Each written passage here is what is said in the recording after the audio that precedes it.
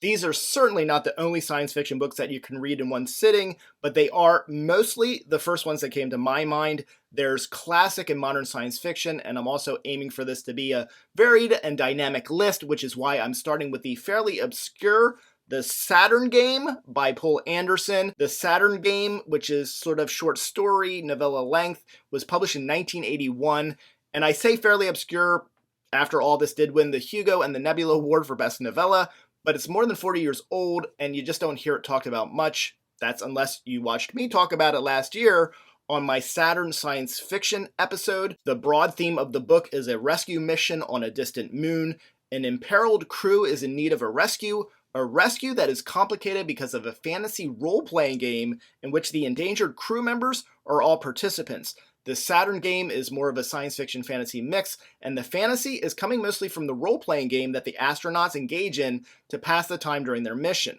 The mission is to take about 8 years. Somebody's been playing make-believe way too long. The meat of the story occurs as they arrive at the Saturnian moon.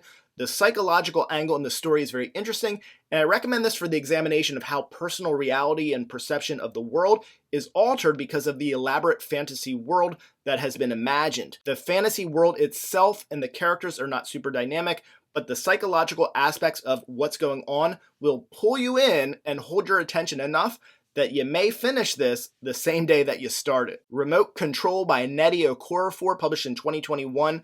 I recommend Remote Control for readers looking for science fiction not from here, not from the West. If you want to broaden your reading to something from a non-Western author and set on a continent not too often featured in science fiction, Nnedi Okorafor's catalog is a great place to start. Remote Control is a short novella, easily readable in a day. The setting is Ghana, present day. Sankofa is a child with a mysterious gift.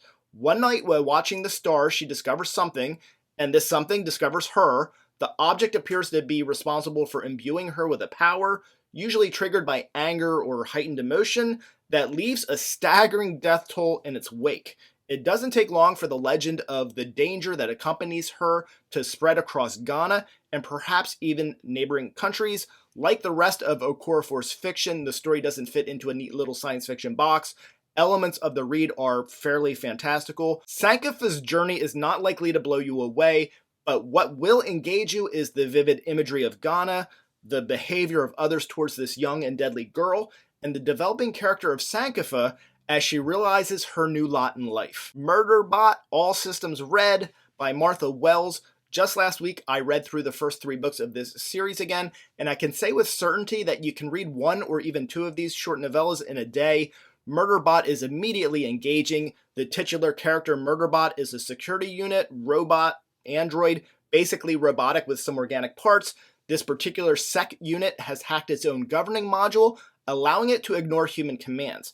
Murderbot works with a crew surveying a terraformed planet and does its best to protect them from dangers and conspiracies that they run into. Murderbot is also low-key hilarious. Murderbot is cynical, self-deprecating, very much not into chatting with humans, and wants nothing more than to just sit alone, undisturbed, watching space opera dramas. Freeze Frame Revolution by Peter Watts. This is a great first book to start with if you're new to Peter Watts. Freeze Frame is a solid space opera with great AI, time dilation, and cryosleep elements. Go to Murderbot for the character-driven novella read, and come to Freeze Frame for a little bit more complexity and a short read that feels like a full realized novel. In Freeze Frame Revolution, some among the thousands large crew of a comet-enclosed spaceship begin to question the status and endgame of their mission, as well as the role, motives, and intentions of the not-that-brilliant AI managing the ship, the Chimp. The Chimp is responsible for waking small numbers of the crew every now and then as they are needed. One of the primary objectives of the mission is to construct and place stargates on the planets that they visit. It's not unusual for crew members to spend thousands of years in cryosleep between shifts and wakings. When you are enlisted to service, you're not always matched with the same crew. This makes it difficult not only to share your concerns with the rest of the crew, but especially difficult to plot a mutiny and overthrow the Chimp. What to do? What you can do is get sucked into this and read it in a day. I'm a slow reader, so for me it's more like 3 days, but you can definitely do it. The Illustrated Man by Ray Bradbury. You could select any number of Bradbury anthologies for this list.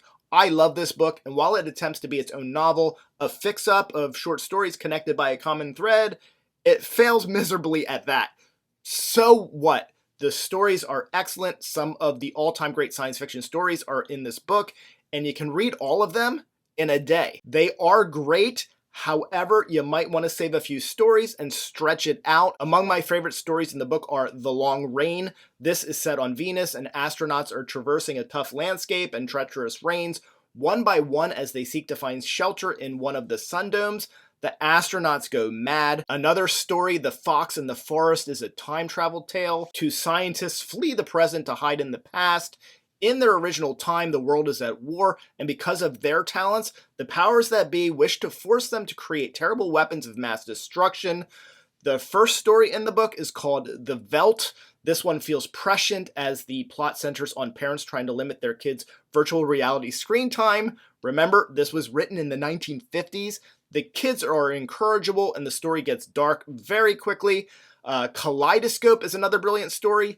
This tracks astronauts drifting helplessly in the void of space. They converse while waiting for eventual death. Most interesting are the considerations around what could be considered a life well lived. The story The Other Foot is an interesting take on race.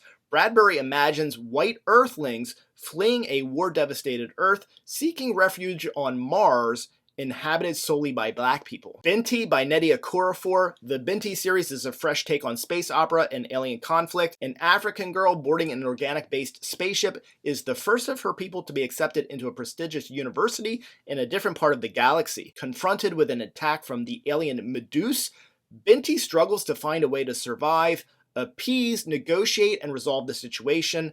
This is a stark contrast from stories that enlist badass protagonists who aggressively fight their way through the invading aliens, leaving dead alien bodies in their wake. I really enjoyed this one for how much of a unique, relative to other science fiction story this was. Beggars in Spain by Nancy Kress. This was an unexpected read. My friend Whitney sent this to me. That, along with my preparation for this episode, prompted me to do a quick read of this, and I can safely say that you can easily read this in a day.